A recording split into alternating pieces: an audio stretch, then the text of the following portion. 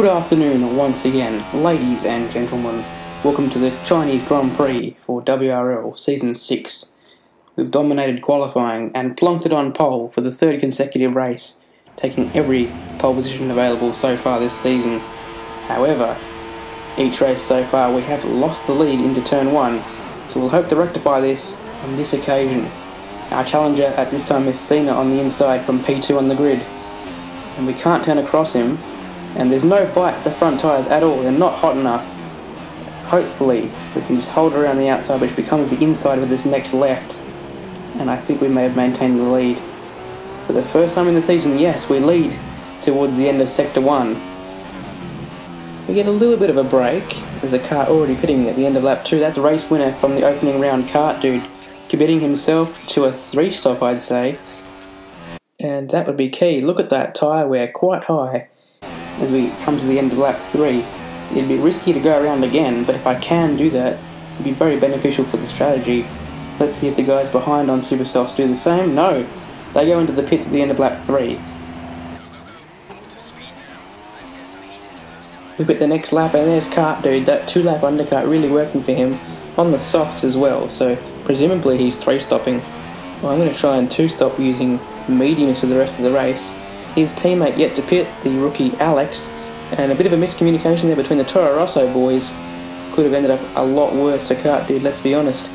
But we do have a run, and with the assistance of DRS already alongside, this could be a move for the net lead, although there are cars yet to pit. My teammate Murph and my girlfriend Danny are first and second at this point. Down the inside and goes for the switchback there. It's kartdude just with his nose in front towards the last corner. Yeah, he's got the position there to keep third and the net lead, of course. But we have DRS down this next straight. Not sure what that yellow was for.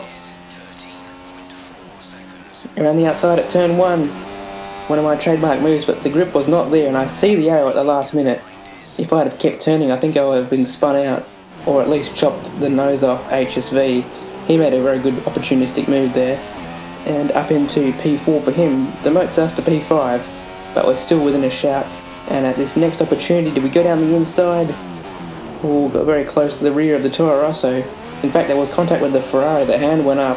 He's on our left still, we have the position at the moment, but he has a good line. We'll try and hang it around the outside, not much grip here. Almost catching the grass there, oh!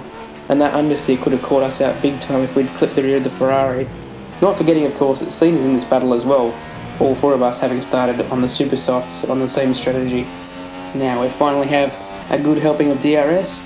Can we get past this Ferrari, or even the Toro Rosso? Look at the amount of speed difference we have here. We're not going to outbrake the Toro Rosso, but we are going to get HSV and his Ferrari move up to the net second position.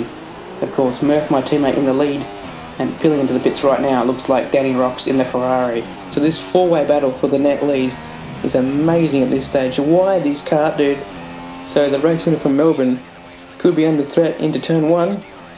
This is now for the lead. There were cars in the pits. Around the outside we go. Still won't work. I wonder if we'll ever get some traction around the outside there. But he's on the soft compound tyre. I have to keep reminding myself of that. We're not going to be able to outgrip him, so to speak. All 4 of us still glued together down the back straight on lap 7. This time the DRS puts us in front before the corner, and we can actually defend it into the hairpin. No one's down the inside or outside here, but just look how close that Toro Rosso is. You can see the nose, almost read every sponsor on it. We'll follow the action around this final turn, very difficult final turn. What was weird was I had a huge amount of top speed down the back straight, but on this front straight, the DRS was so powerful for kartdude that he came actually quite surprisingly through on the inside there. I could have defended that and probably should have. I'm so lucky I didn't lose a bit of wing there. That was very close. We stick to the back of him here though. I'm very, very strong through this part of the track, and especially into turn 6. I can make a move here perhaps. I'm going to try it. We'll brake later. We'll turn in a bit too early though. I don't think that will get the traction out of here that we need. He's got his nose in front. You can see P2 up the top left. Yeah, there he is. We'll try it though. Oh, gee, that must have been a bit of lag because he came across us there in a fashion which I wouldn't have expected him to do.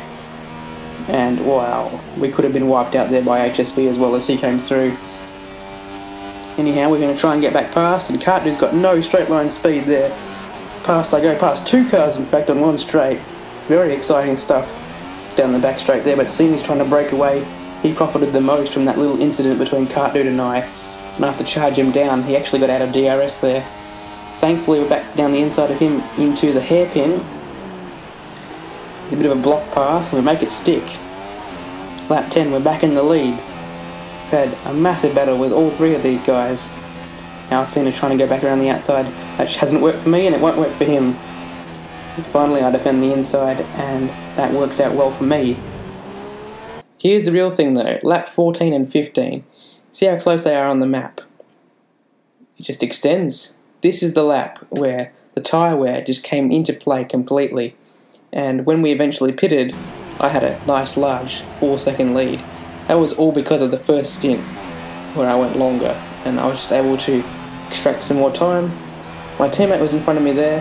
He peels into the pits and he's the last guy I have to overtake with the fastest lap at that stage as well. And that was really it. The car behind is not for position, that's BKXI. And of course his rookie season as well. And I think I'll let him through here as we celebrate the victory. And it's a second win on the bounce for us after Bahrain. Really feeling good there and moving into a clear championship lead as kartdude faltered with his 3-stop.